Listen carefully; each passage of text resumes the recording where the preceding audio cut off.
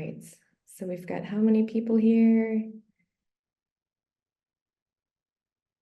Looks like we've got, let's wait a minute, or, well, yeah, we're just at 12. Everyone can hear me okay? Great.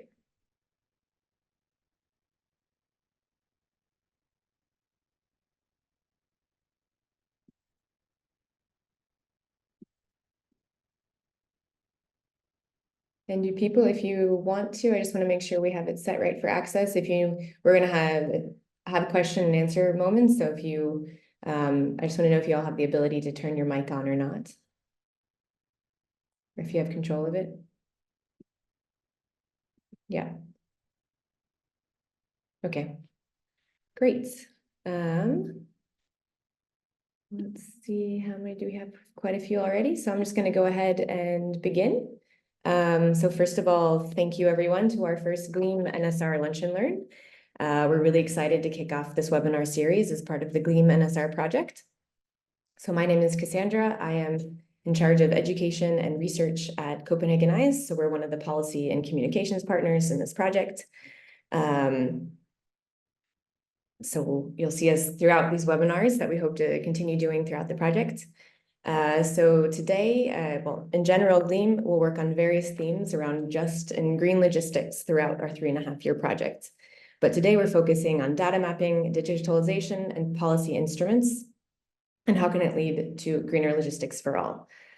The Lunch and Learn format is meant to be interactive, so please ask questions. We're going to be monitoring the chat if you'd like to write there. We are recording, so if you prefer to write in the chat, which will not be shared, but you can also ask questions when we open it up for the Q&A. So please be open, feel free. We want this to be conversational. And we also really want to learn from you as well as part of our project. So we'll be sharing what we've been working on so far, but hearing from different people involved in the logistics sector, SMEs, is really valuable for us to keep learning.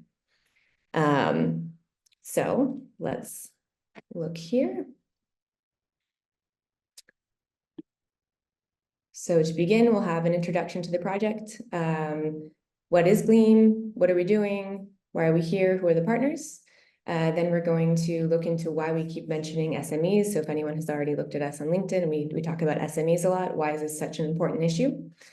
Then we'll get into hearing our findings so far on the GLEAM project. So first we'll look at data collection and digitalization, and then we'll finish with policy instruments and frameworks.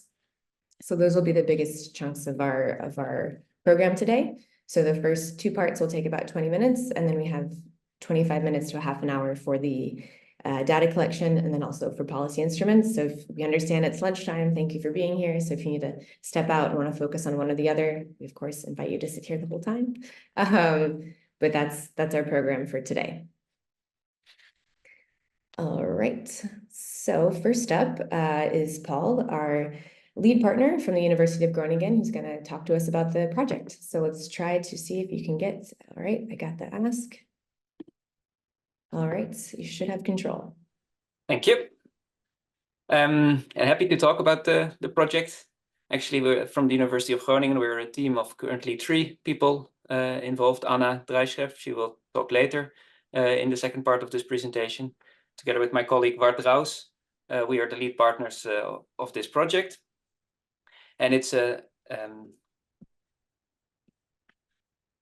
see whether it works. It's a 3.5-year Interreg North Sea project, where the main goal is to facilitate the adoption of bold policy action in regards to greening urban logistics. Controls are a bit delayed, so I need to compose myself. So this is the North Sea region, as you can see, and the consortium is a strong consortium with very engaged partners throughout the region, with 5 cities at the heart of our consortium, being Aarhus in Denmark, Rotterdam in the Netherlands, Mechelen and Leuven in Belgium, and Le Havre and Métropole in the north of France.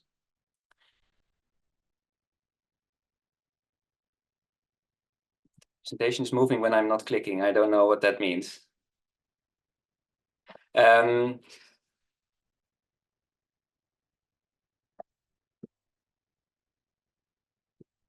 Okay, let me see whether now it's correct. So the 5 cities, we support the 5 cities from 2 knowledge partners, the University of Gothenburg present here and the University of Groningen. I already introduced ourselves, but also importantly, we have partners on the policy side helping us out here, LNC, Jens will present later, Copenhagenized, the lovely hosts of this session, and industry partners, VIL in the Flemish Institute for Logistics in Belgium, and SME United. Veronique will speak up after me about this project.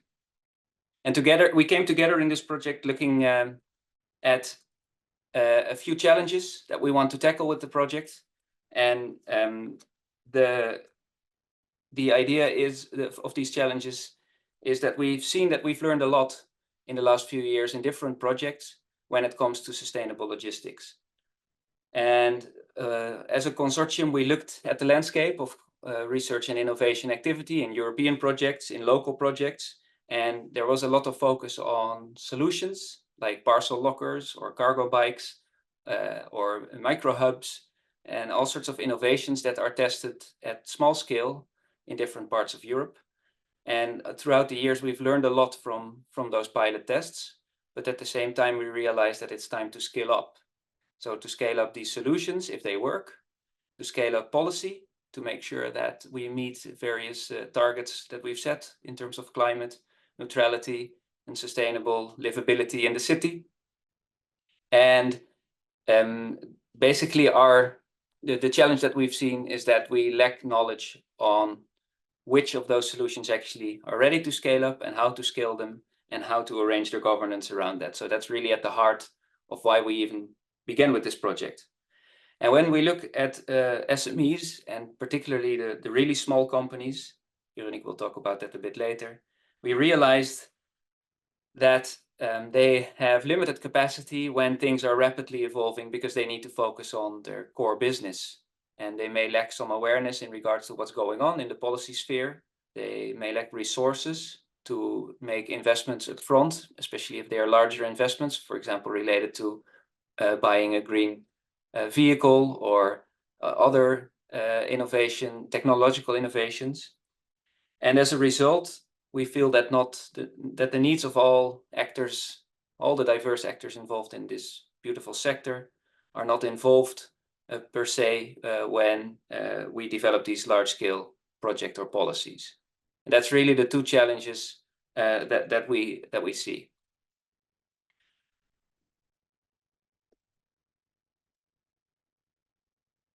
And in response to those challenges, at a large scale, what we try to do within a project is to create an environment for just and green urban logistics. Now that's a bit of a mouthful, but basically what we try to say is that we ensure that both larger companies and the smallest ones are really present when these solutions and policies are scaled up and they're heard and they can thrive in the new environment that is to come. And to really create either building on existing platforms or to develop completely new platforms where we can meet these different stakeholders. And that's at the heart of what we try to achieve with the project. And in the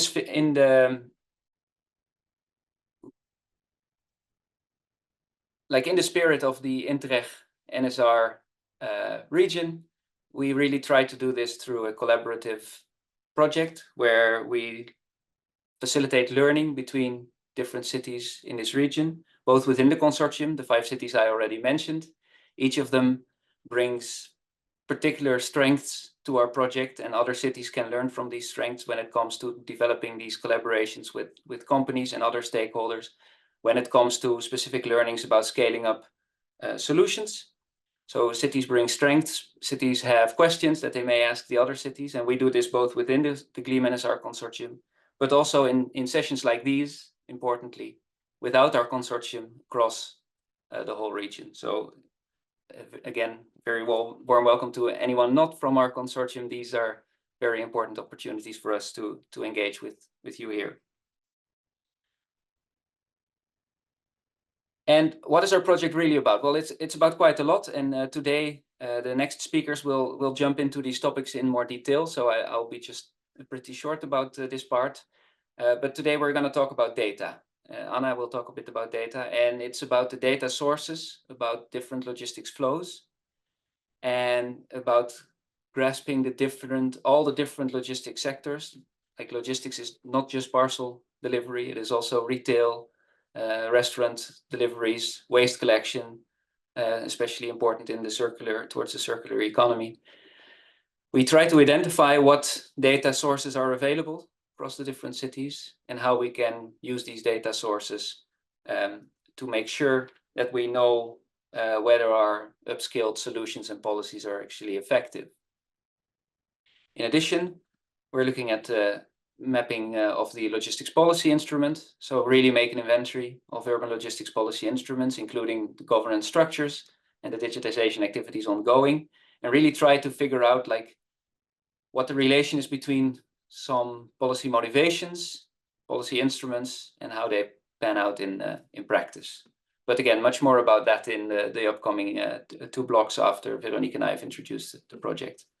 Now, you may think, why this focus on SMEs? And again, Veronique will tell you much more about that. But for me, in a nutshell, like when we look at the logistics sector, it's responsible for a large chunk of the CO2 emissions of transport as a sector overall. So when we look at logistics, it's about 1/4 of all transport emissions. And logistics has a very large share of SMEs. And these SMEs may relate to the companies doing the deliveries, but importantly, there's also many SMEs that are in demand of transport or are providing the products that need to be transported. So I don't want to mow the grass in front of the feet of Veronique, so this is where I'll stop and happily hand over to you, Veronique.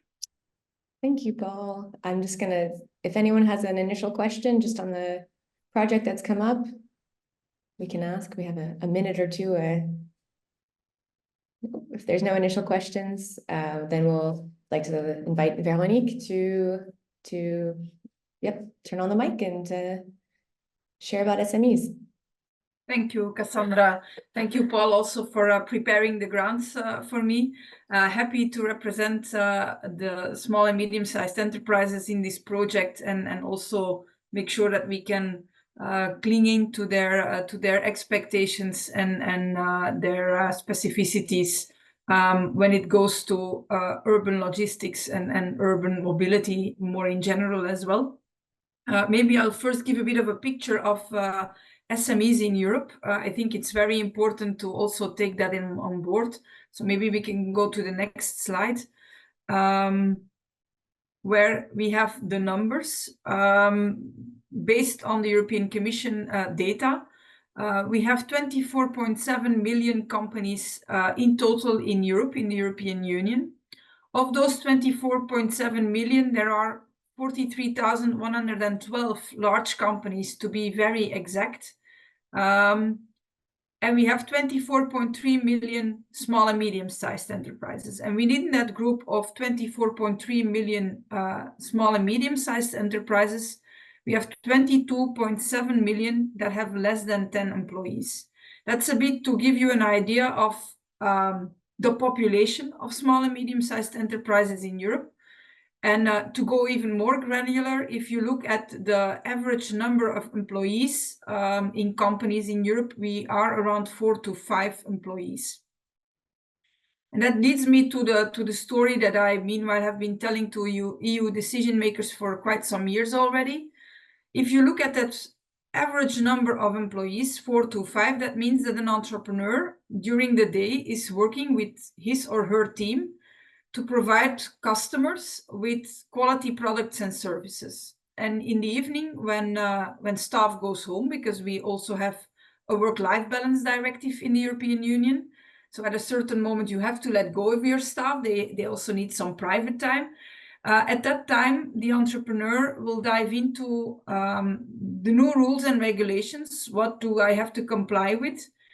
They also will dive into the developments in their sector, checking out how their business will be going on in the next year, the next 5 years, and which changes are coming abroad, technological changes, customer expectations, etc., etc.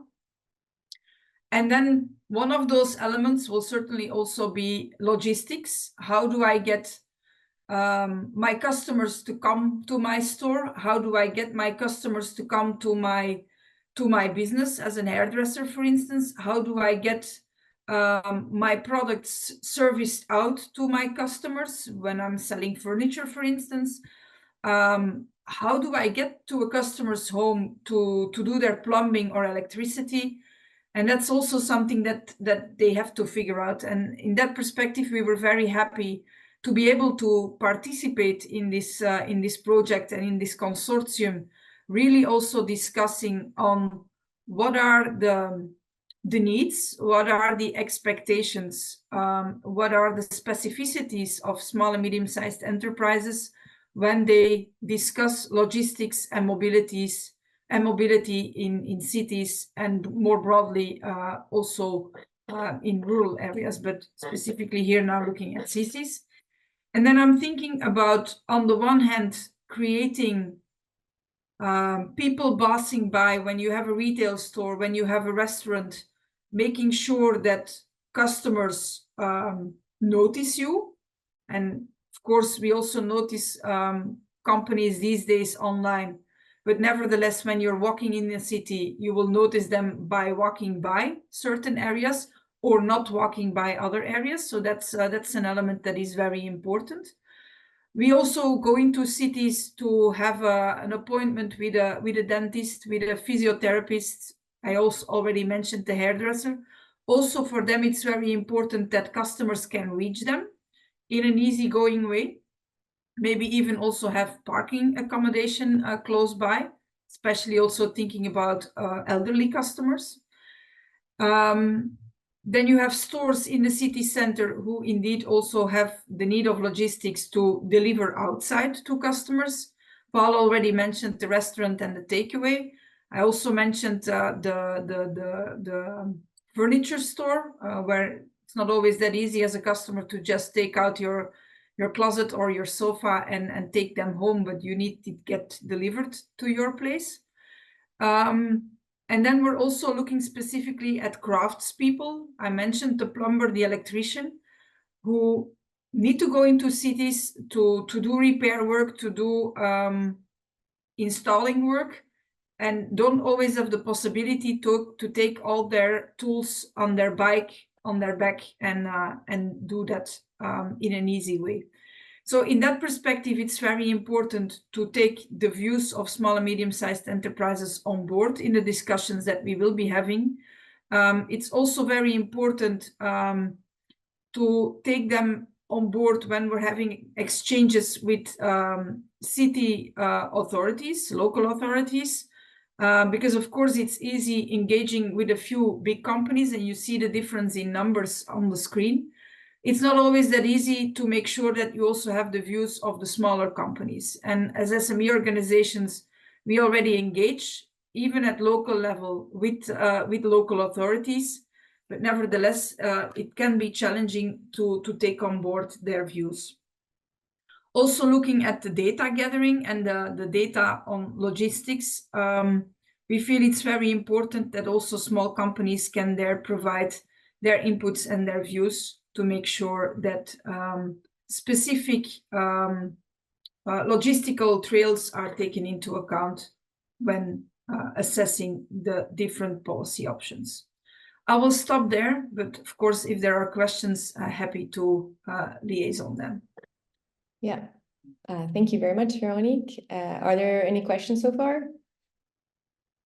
Or comments? I mean, I calculated and it's over 98% of companies are SMEs in Europe. So that's a pretty, if anyone had any questions as to why we needed to talk to SMEs, I think that number pretty much says it all, why they need to be included. I don't know if anyone else similarly was, I knew there was a lot, but surprised to hear just how many there are percentage-wise is really, really impactful. Anyone? Any questions in the comments, or anyone just want to say hi? No, we're good. Someone's asking. Will the slides be shared afterwards?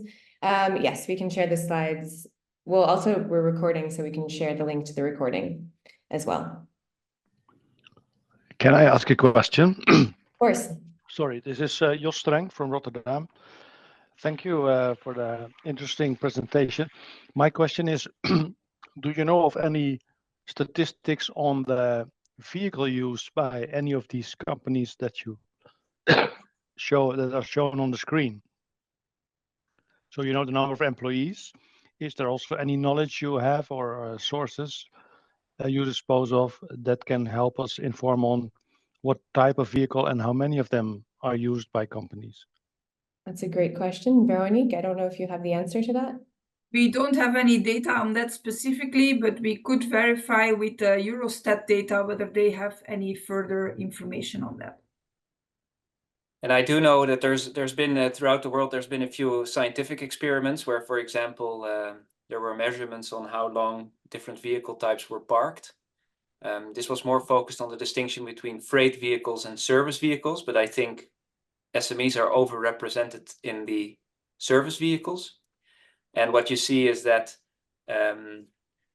service vehicles have a very different use in the city. So they are usually somewhat smaller vehicles, but they are parked for much longer time. And this can go up to 70 or 80% of the time that a space is occupied is the result of service vehicles. So this is not completely answering your question, Jos, and I definitely made a note to dig up those statistics together with Veronique. But there are some scientific studies in other parts of the world where we already know that there is a lot of vehicle movement involved with these services that we also need in our cities. I think that's a critical point from Veronique's talk. We cannot do without plumbers and repair persons in the inner city, and they bring important services to our vibrant cities. Thank you. Other questions?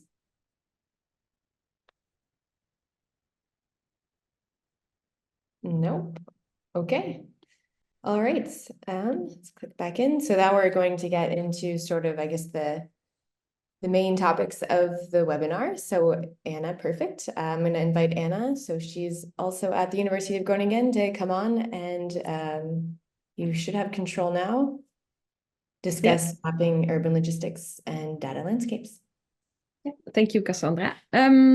Yes, so as Paul explained, one of the goals in the GLEAM project is to, first map the data sources and use that is available in the GLEAM cities, and extend that and explore how we can also use that to inform policy making and to segment that or show how these data can be used to get a better understanding of the logistics segments and SMEs. So we did a first we made a first step in that, and I'm trying to get to the next slide. I think I'm dealing with the same as Paul did. Yes. You got it? Let's see. I think we need to go one back. Yeah, if you click on the arrows, yeah, it should. Okay. Thanks. Yes, I didn't. No. Trying to figure this out. Okay. So what we did is we interviewed each of the GLEAM cities, and we asked them how, the data sources that they have, how they manage these data, and how they, potentially use the data.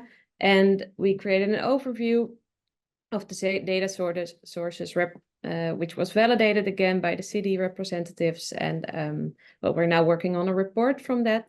So here I'm sharing our first insights. And based on the overview of data sources, Paul and I discussed how can we categorize this data. So we wanted to create a bit of a framework for this. And we came up with two main levels that you can see here in the matrix, which one distinction is there's data from or about companies, and the other types of data are for companies. So city authorities also have a lot of data that companies can use to improve their efficiency, for example, or sustainability. Then there is a distinction between static and dynamic data. Static data is data that's saying something about where a vehicle is at which place and at which time a vehicle is driving or is parked. Dynamic data is real-time data that says in this moment, where is a vehicle driving? And then within all of these data sources, you can also make a distinction between vehicles and routes. So you can say something about the number of vehicle at a certain place at a certain time, or you can say, or you can see how many or what routes are driven by these vehicles, which of course gives other kinds of insights. And then on the next slide, you will be able to see what the data sources are that we found. So most of the data sources are in the upper left quadrant. And most of the cities have traffic counts, which can be done manually or through sensors, loops, or through surveys. There's also some cities have floating car data. 4 of the GLEAM cities have freight trip generation models that I will elaborate on a bit further in the next slide. There is less real-time data available or dynamic data. We know that Rotterdam has some near real-time data from floating car data. And we also noticed in the interviews that cities, expressed their wish to get more real-time data and to really see in real time where vehicles are moving from different segments and what they are doing. But that they also experience the challenge of integrating different types of data sources, and the need for more resources, so technical and staff resources to make this happen. And also privacy is can be a big concern in the use of these different data sources. That doesn't only account for real-time data, of course, that's also the case for other types of data. Then I would like to go into a bit further on freight trip generation models. So as I said, 4 of the GLEAM cities, Rotterdam, Leuven, Aarhus, and Le Havre, have freight trip generation models. Some have multiple of those. And as you can see here on the figure, I also saw that Michiel is present. So if I say anything wrong, let me know, Michiel. This is a study which was done for the city of Rotterdam for the Harmony project, in which a freight trip generation model was made to estimate the effects of a zero emission zone. And so here you can see kind of what kind of insights you can get from such a model. And the model found that the emission level decreased, but the distances driven in the city and around the city especially increased, because the companies that do not need to enter the city, that normally drive through the city to go from north to south or from east to west, for example, they have to circumvent the city and then make drive a longer distance. And in these models, there are different levels of granularity that they can provide, and this also accounts for other types of data. So whereas some model or data sources provide some insights into general traffic flows, others are focused on logistics, and some are even more granular and show the different logistic segments.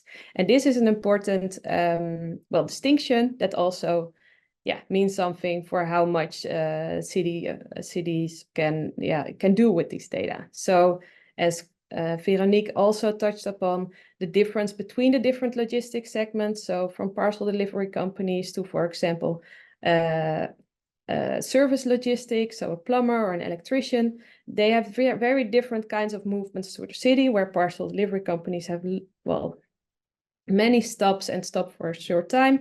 Service logistics vehicles like our workers, like plumbers, they have a smaller number of companies and they need to park their vehicles somewhere for a longer time. So that is important to make this distinction. And that's not, but also at the same time, very difficult to get out of the data. Then next, there are also private company data sets that cities use. And we notice that there is a difference between the cities, how much access they have to those. So some of the cities have strong collaborations with private companies like logistic service providers or large parcel delivery companies that provide them with data sets. And this can, for example, be used to show the use of parcel lockers or the vehicle delivery fleet that's available in a city. Also, some cities have surveys with logistic service providers, for example, that can provide insights into their operations. This can be very useful. At the same time, it is also only from one company, so it doesn't provide access into all of the logistic segments or SMEs, but I can imagine it's very, well, it does provide insight. And for example, for the parcel lockers, it can tell cities, where parcel lockers are most popular, for example, and how they could distribute them over the city. Then regarding the potential use of data in cities, or the actual use and the potential use. So as you can see, the potential use of data we put in green. So we didn't, these didn't come up in the interviews, but we thought of these themselves. And of course, there are many more potential uses, but we didn't list them all. And the ones in black that were the ones that we, that were discussed in the interviews and that we came across. So this is rather limited, you could say. That doesn't mean that they are not there, that the cities are not using the data, but that it's just that it didn't come up that much in the interviews. And that could indicate that it's less, that cities are still working more on developing or accessing the data rather than already putting them to use.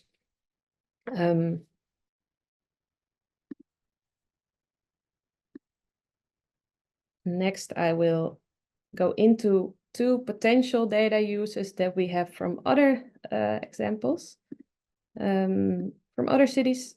Yes, now I have the slides.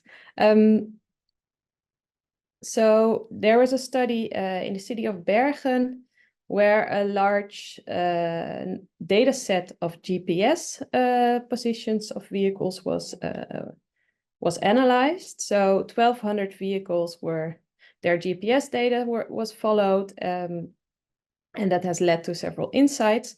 And this GPS tracking, in this case, they focused on dwell time, which is the time that when a vehicle is, the time that's spent when a vehicle is parked. So when the delivery person goes out of the vehicle to deliver the goods or services, and then, well, until they return to the vehicle. And well, as you can see here on the image, there are certain spots in the city where which are much which are much more dense, where there's a lot of vehicles that need parking, and you can also see that the duration of the dwell time, that there is quite some variation in that. And what the city also found was that there is a distinction, a difference between dwell time for different types of vehicles. And cities can use this to, for example, plan their loading or unloading zones, and hereby, provide, well, make more room for these vehicles, and while at the same time, well, creating less of a nuisance for the space being used by these vehicles when they don't have a place to park there,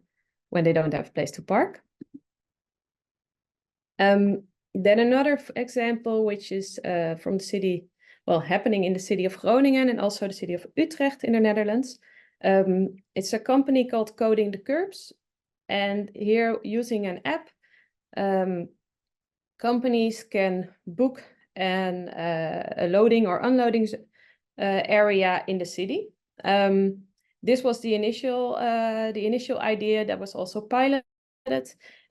However, during the pilot, the cities noticed that the companies are, of course, planning their routes with time windows. So they have to deliver to a certain store or bar or restaurant. Here, this is a delivery for food, fresh food.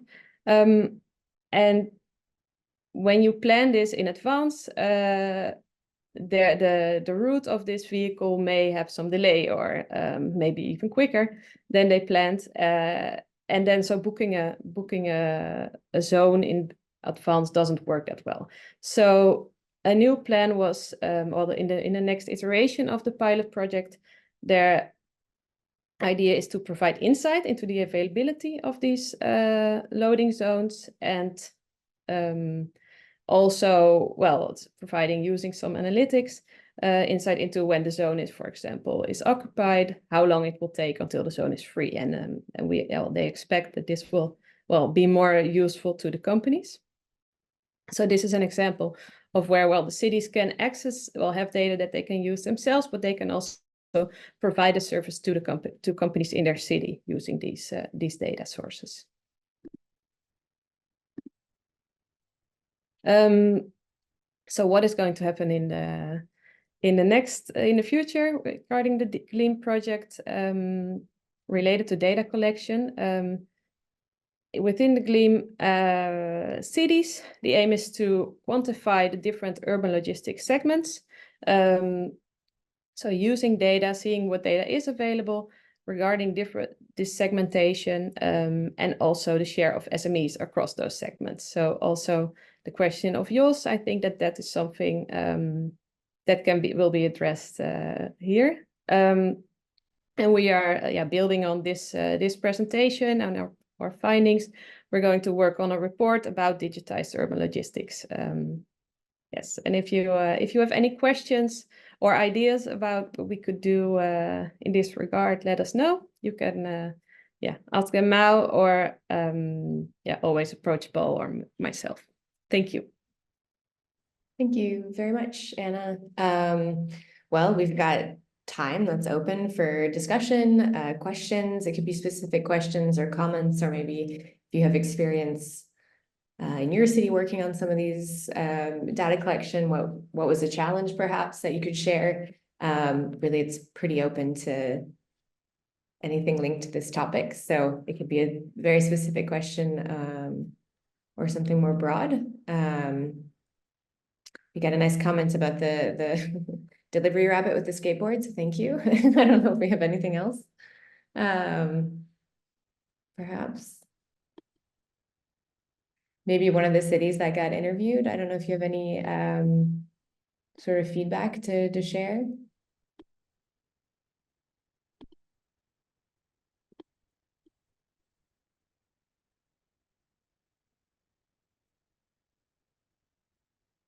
No?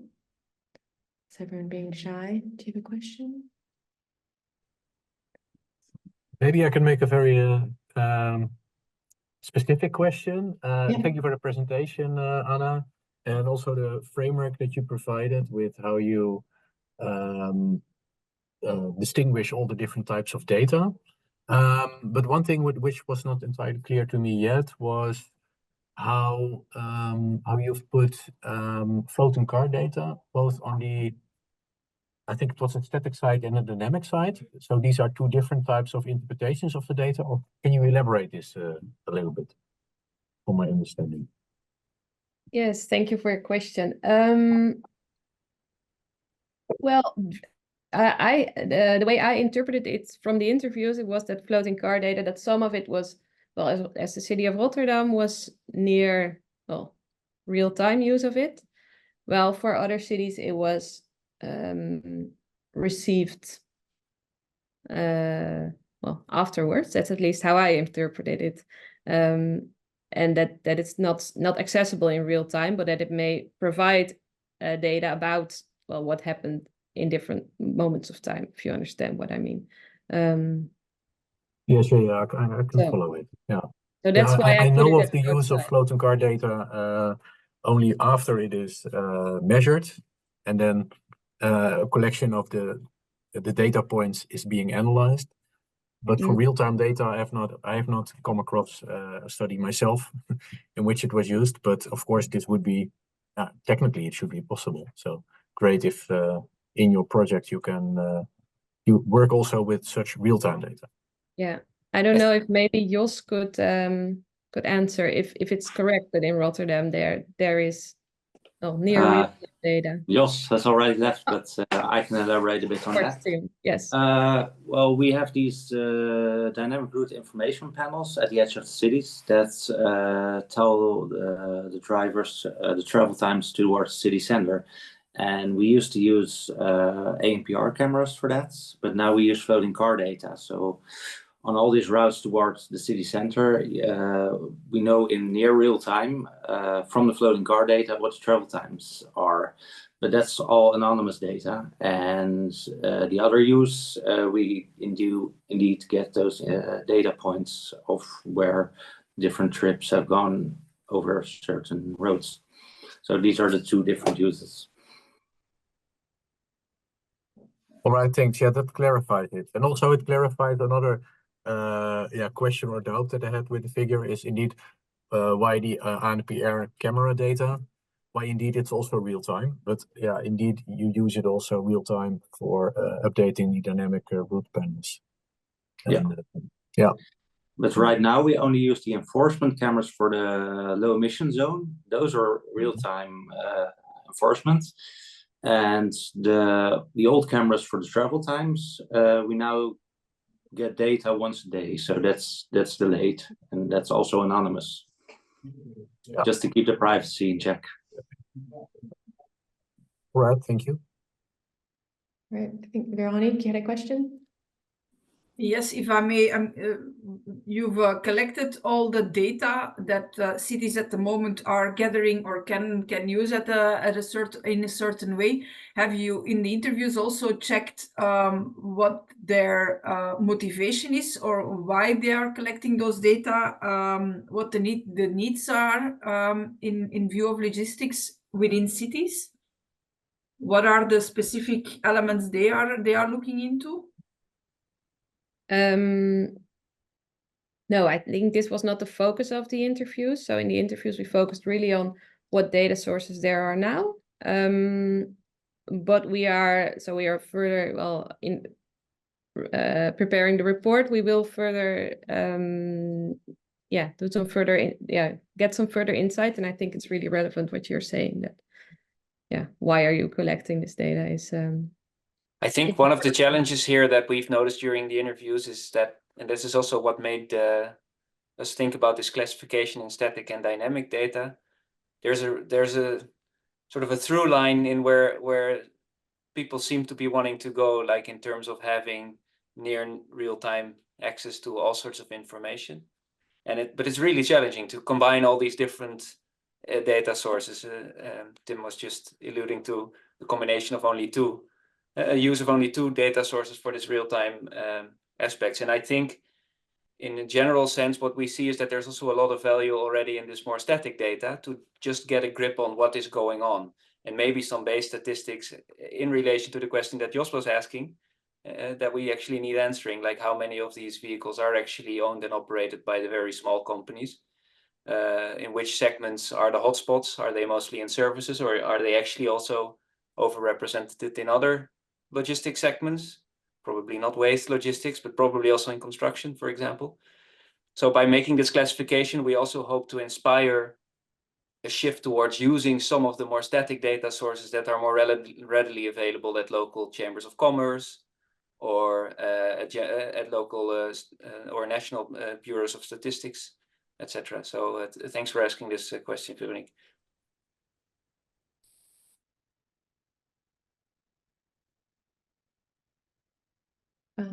I have a question about the map that you showed with the dwell times. I was just curious if you said you had a breakdown.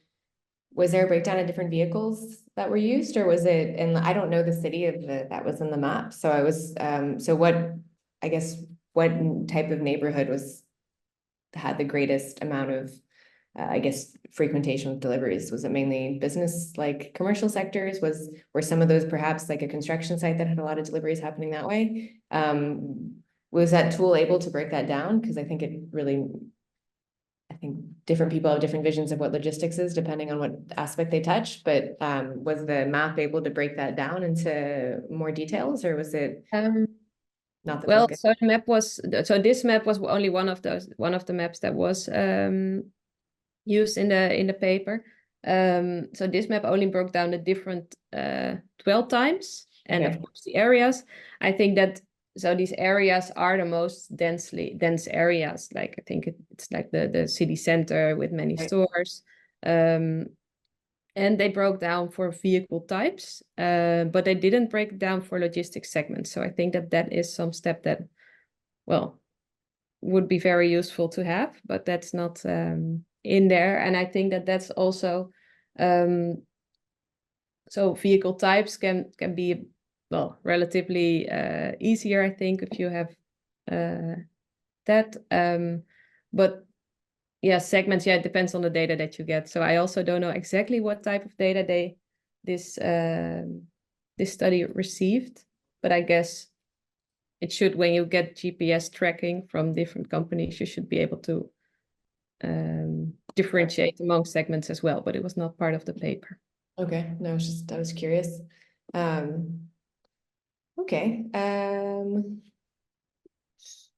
Signals for CO2 emissions. Paul, do you want to elaborate more on the comment you just said, or that was just a response?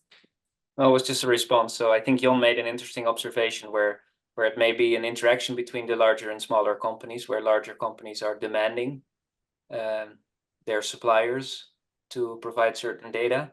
And then I noted that this is also in regards to the corporate sustainability reporting directive that only holds for the, I think, 500 or 5,000 biggest companies in Europe, but they will ask information from those 22 point something odd million, Right. very, very small companies at a certain point.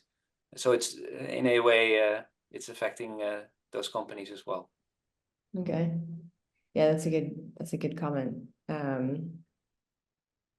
Okay. John, did you want to say more, or you're done? Just the comment we'll move on to our next part of the webinar if no one else has anything else to add. All right. Okay. So now, yes, we're moving, I'm coming to approve onto policy instruments. You should have access now, Lorena. So Lorena from BAX, who's helping support the implementation of the project, will take on the first part, and then we'll hear from Jens afterwards. All right, Lorena. Great, thank you so much, Cassandra.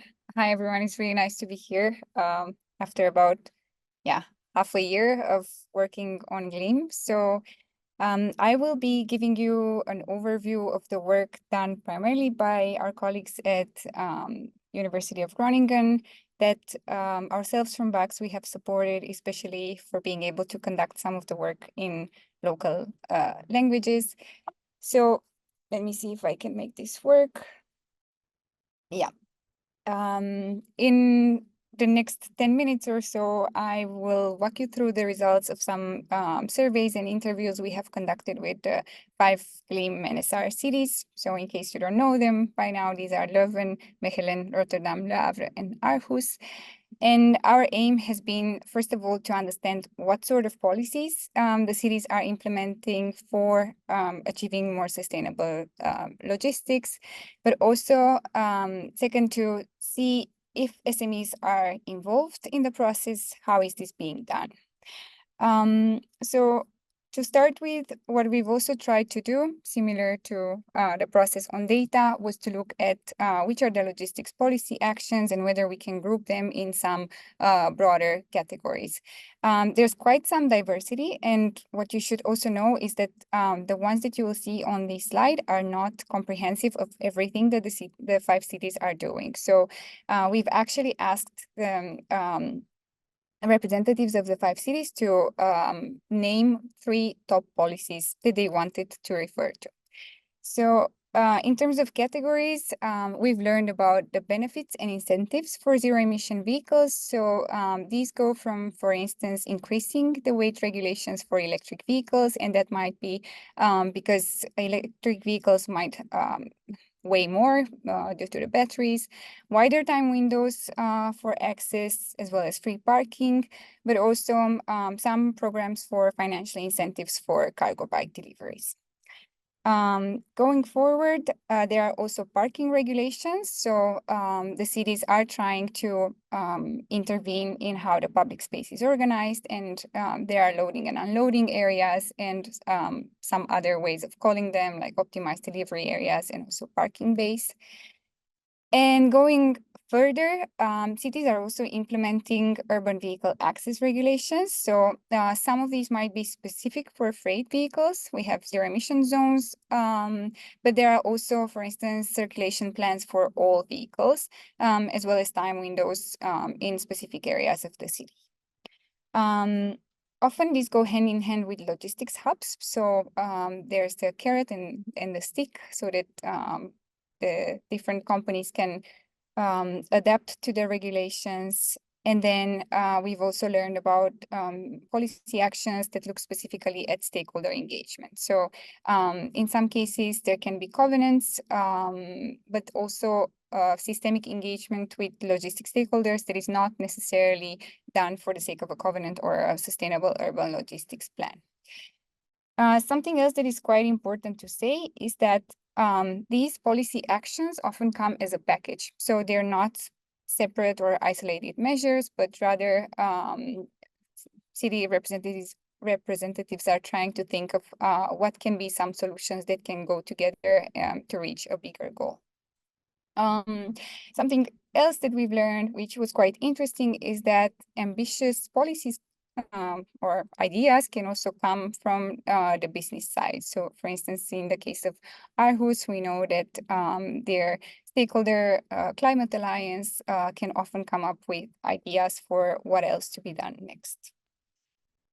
So after seeing this brief overview of policy actions, we've also wanted to learn how SMEs have been involved. What we learned is that most often the involvement of SMEs is quite limited. I guess this doesn't come as a surprise, but here we've tried to list them from the, let's say, more systematic or strategic type of involvement towards what we call more opportunity-based. So sometimes, or probably it should be done always, but cities are involving SMEs in sustainable urban logistics planning. And obviously, if there is a covenant, that by default should be collaborative.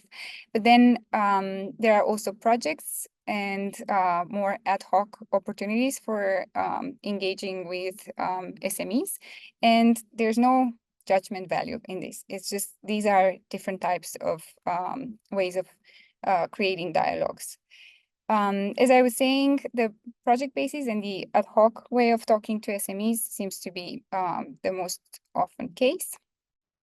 And then going forward, we also wanted to know which side. So I think Veronique and Paul as well have emphasized that this is really important in Europe and also for logistics. What we learned is that in general, cities do not necessarily discriminate between large companies and SMEs. But there are a few examples where micro enterprises, so those with less than 10 employees, will be the priority to talk to. Going forward, we also wanted to see when SMEs are involved, which sectors are most often there. What we learned is that it's both companies that have logistics as primary activity. So here you can think of logistics service provider as the most common one, but also other companies that will have, let's say, distribute goods, but their primary activity is different from that. Logistics companies, both the traditional types and let's say the newer ones like the cargo bike delivery companies are the usual suspects. And then small local stores are also quite often involved. Many SMEs are quite well organized, and we've learned, for instance, that especially in smaller cities where the community might be smaller, where the ties might be stronger, companies will also use this in their advantage when they negotiate different things with the city, because they are part of the local life and they do contribute to the city's vibrant life. There is one part of SMEs that is almost always underrepresented, and those are the services, so everything from painters, electricians, and so on. And that might be because we don't notice them as much, so we often see a white van that is parked for 4 or 5 hours, but we don't know the brand that it might belong to. It's much less visible than, let's say, a post company that stops and goes every couple of minutes on the street. Then going forward, we've also learned about the engagement methods. So here too, this is also a reason why we say that the involvement of SMEs has sometimes been limited. And that's because most of the actions have referred to informing through different channels and also consulting. We've not really seen examples of co-creation that much. And this is maybe something that we will try to work on within GLEAM. Common practices that we've noticed, they're quite opposed to each other. So on the one hand, as I was saying, many SMEs are organized in certain forms. And then it will be these representatives that will participate in consultation. So here we're talking about organizations or federations mostly. But at the other end, we also learned that many cities will do a lot of, let's say, talking by going out and going into every store that they come across on the street. So this can be pretty informal and maybe a bit more on an ad hoc basis. We do have some good practices that we wanted to share with you. So first of all, we've noticed that cities will be tapping into their existing networks, and we think that is pretty good as long as this is kept relatively open and can be enhanced. But also that it's been easier to put out different policy initiatives when they were connected to existing agendas and also to wider goals. So logistics policies will not be implemented for the sake of logistics policies, but they will serve the bigger purpose. And here we saw climate change, public space improvement, and also transportation justice. Co-developing and signing agreements for sustainable logistics, like the covenant I was mentioning, are generally good approaches because they can create some ownership for the change. So the different companies are not just informed or consulted, they actually get to sign a document that they then maybe take closer to the heart of their activities. Pilot projects, although the whole GLEAM project started from saying that cities have done enough pilots and we now need policy actions, we still think that pilot projects are needed and are useful so that different new ideas can be tested safely. And then formal consultation processes, and by this we mean having a structure which is established and that different types of stakeholders know about, so that they have a channel and they know how to reach out to cities. What are some ways to improve? Well, first of all, we think it's necessary to think at different levels. So in a sense, creating some coherent package of actions because we know that SMEs would need to become probably more aware about the transition towards sustainable urban logistics. So whether we like it or not, the transition will be happening. They might as well know. Increasing their capacity to anticipate these changes, but also to make use of all the trends and technologies that can help with the change. And then also the ability to shift and avoid freight movement. So I think the example that Anna was giving that the number of kilometers has actually increased is quite a good one. So thinking about not only how to decarbonize, but also how to reduce in the end the number of kilometers. And last but not least, indeed, the diversification of types of SMEs involved is really needed because we're currently missing out huge chunks of SMEs.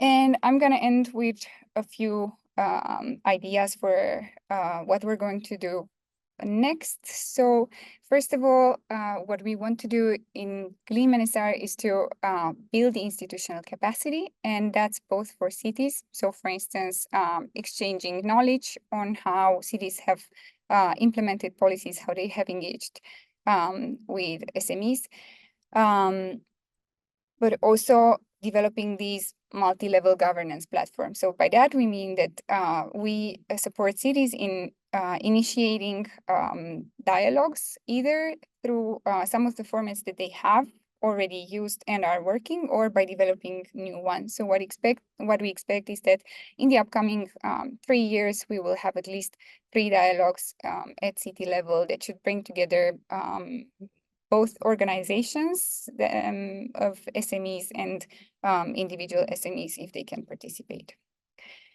Something that we have been discussing quite a lot is the fact that SMEs probably lack financial innovation and absorptive capacities. And within the project, we will be looking at how to enhance the possibilities for these SMEs to increase their capacity.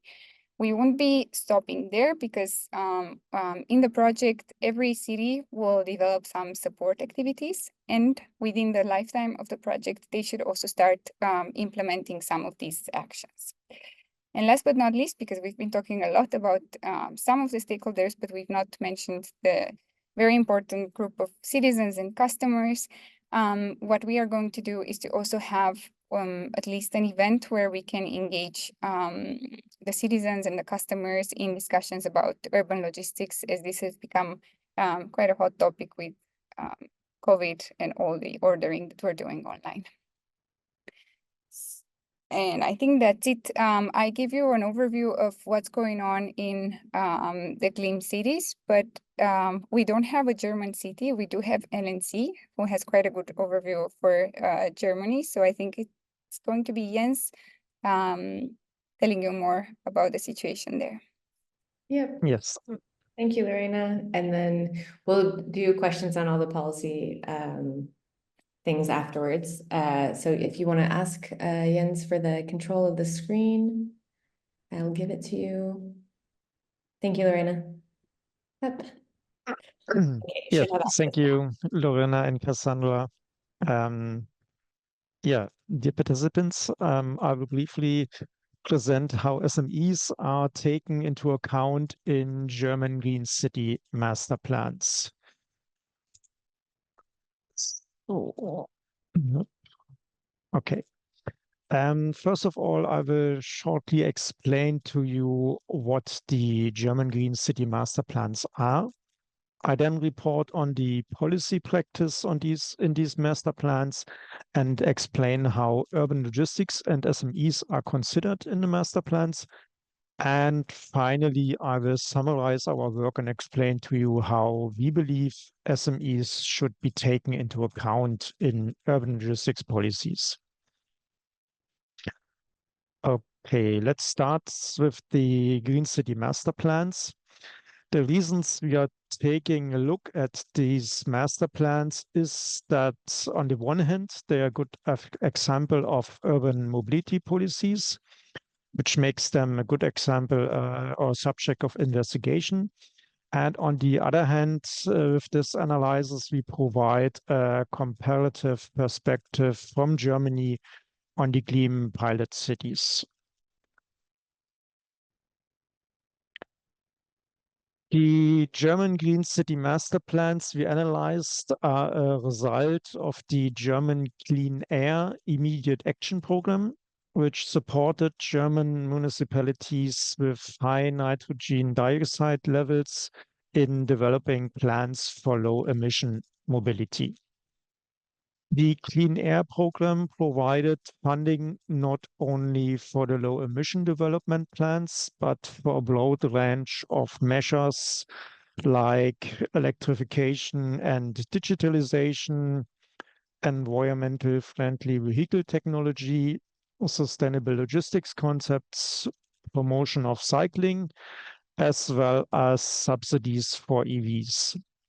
And as part of the Clean Air Program, in total, 58 German cities developed plans for low emission mobility, the so-called Clean City Master Plans. And all the master plans were published in 2018. So we took a closer look.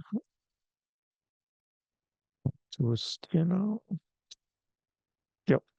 We take a closer look on these 58 Clean City Master Plans and analyze the formulated policy practices in the master plans. And two questions have been of interest for us. How is urban logistics included in the Clean City Master Plans? And how are SMEs considered in the Clean City Master Plans? Concerning the consideration of urban logistics, we can summarize that 46 of the 58 German Green City Master Plans include a dedicated chapter on urban logistics. Further, 7 plans mentioned urban logistics in connection with electric vehicles and charging infrastructure, and 5 plans do not mention logistics at all. On the other hand, we identified 4 master plans that provided a quite fair level of attention of SMEs. We termed them best practice, acknowledging that they still lack a comprehensive view in SMEs. And these deficiencies arises because SMEs are generally underrepresented in the plans, often receiving only brief mentions or being overlooked entirely. And most commonly, we can see that the German Green City Master Plans refers to SMEs in the context of subsidy programs for electric vehicles. Apart from the general consideration of SMEs in German Green City Master Plans, SMEs are addressed in the following context. So there are funding opportunities or subsidies for e-vehicles and cargo bikes, where the proportion of funding or the funding rate depends on the company size. SMEs are mentioned in the connection with cross-company e-vehicle or cargo bike sharing as an alternative to subsidized purchases. This for logistics as well as for employee mobility. There's free information and supporting programs for SMEs on corporate mobility management or on funding opportunities for e-vehicles and cargo bike purchase. There's consideration of SMEs in the planning of e-vehicle charging infrastructure. And last but not least, there's free or subsidized public transport or transport tickets for SME employees. So overall, we can state that the analysis of the 58 German Green City Master Plans reveals a general underrepresentation of small and medium-sized enterprises, with only 4 master plans exhibiting relatively fair consideration. And typically, SMEs are briefly mentioned or overlooked entirely, except in cases involving subsidy programs for e-vehicles. What can we learn from this for GLEAM? We see that best practice urban logistics policy with a focus on SMEs should acknowledge, first of all, the burden on SMEs imposed by urban logistics policy measures. They should discuss the benefits and disadvantages for individual groups and especially for SMEs. And last but not least, all measures within urban logistics policies should be checked whether they consider SMEs and contain special conditions for SMEs. Yeah, that's what we find out for the German Green City Master Plans. I hope you have now an idea what GLEAM can learn from this and how SMEs can consider it a bit better in the master plans. Yeah, thank you. And I hand over to Cassandra. Yeah, thank you, Jens. That was very insightful to have a kind of more concrete example. And what I think the overarching theme here is that SMEs are not included in logistics. So they're touched on, but it's not comprehensively included in a lot of logistics policies so far. So thank you. Let's open up to questions, discussion. Do we have specific questions for Lorena or Jens to begin?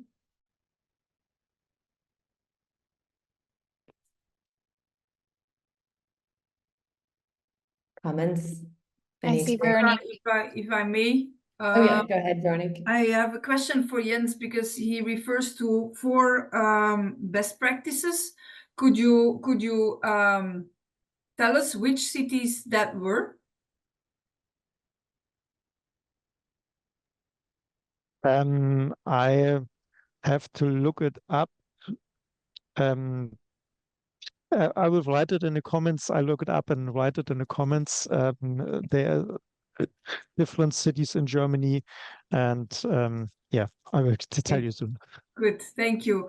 And then maybe because you mentioned that we have to create special conditions for SMEs, that triggers me a bit because what we are saying with SME United more in general when policy making is done is that policy should be made for the small companies and then special rules could be made for others instead of turning it around, because the big majority of companies are the small ones. So you make policy for the small ones, and if there are specific additions necessary for larger companies, then you can start adding those instead of always making the SMEs the exemption, which they are not. So I think that's also something that I would like to ask to Lorena in the division of companies in the stakeholder engagement as well. For a city, it's of course easy to go door to door to SMEs that are located in their city. That's normal. But you also have SMEs coming to their city on a regular basis. I'm thinking about, indeed, for instance, logistics, transport companies who are in the surroundings and have regular interaction with the city. And then you also have SMEs potentially only occasionally, potentially also on a very regular basis coming to the city, like the crafts that you mentioned, electricians, painters, plumbers, and so on. So I think maybe we also have to have a look at how cities interact with different categories of companies, those who are located within their city on the one hand, those who are interacting with their city on the other hand. Yeah, I definitely agree, Veronique. I think the whole idea of engagement needs to be quite nuanced and with different, let's say, levels of engagement, different methods of engagement. The question is always how much time, capacity, cities have for this. And I'm also wondering if you have come across a good example from your work with SME United, with different types of organizations, different cities, if there is something that you think, let's say, could act as best practice, because we will be collecting more of this. That's indeed the idea of this project, that we will be engaged with our members to find best practices on this topic, which also leads me to the question, you now collected this data. I believe that the idea is to indeed also verify this and counter-check it with the membership of SME United in a further part of the project. What I also wanted to ask, because you also mentioned that there is an increase of movement. One of our member organizations in that perspective is also proposing to prohibit free return of online sales. As you know, at the moment, when you buy something online, it's very common that you are allowed to send it back for free if you don't like it, if it doesn't fit, if it, I mean, whatever. one of our member organizations is advocating to get a prohibition globally on these kind of free returns, because it's really also inciting customers to buy or to even just buy something and know that, okay, maybe I don't need it, maybe I don't like it, but I can send it back and get my money back in any case for free, which also affects the level playing field of small companies in retail who might not be able to provide this, which of course also creates a huge amount of waste, because sometimes a company cannot trust that it has not been used, and they will throw it away as such. So is that an element that you're also taking along in the work? This is a very good point, and we've actually we're going to start a new project in September, also together with the University of Groningen, that's looking partly at this issue of return logistics, but more broadly at behavioral interventions that can be done to avoid, let's say, from the customer side, this practice of ordering 5 pairs of shoes, keeping only one because the return is anyway free. As you said, and I think this should be done, if not at global level, because that might be pretty difficult, at least at European level, because otherwise I don't see how only a city or a country could be doing it. Maybe at national level, it can be, the whole question of free returns could be explored, but I think it needs to be, at European level. And I think, there are different ways of, let's say, reducing the impact of free returns, and we should be thinking at customer level, at company level, at city level, and so on. So in a nutshell, yes, I think we will be looking at this, and then we have a parallel project delving deeply into what sort of, for instance, incentives, what sort of nudges, how should the website architecture be developed, what sort of messages could be used for the customers to understand that there is an impact of their, let's say, freedom to order and then return.